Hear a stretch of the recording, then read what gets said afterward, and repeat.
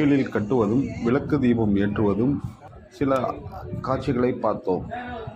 பௌர்ணமி தினங்களில் வரிசையாக அந்த கோயில் அருகில் சக்தி வாய்ந்த அம்மன் என்பது தகவல்.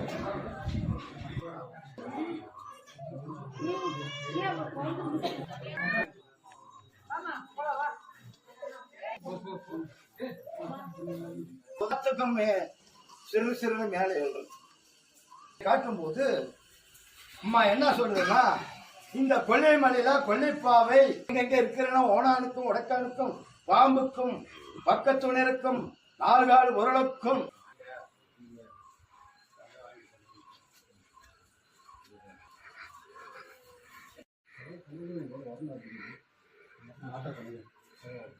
சுகமே இருக்கணும்னா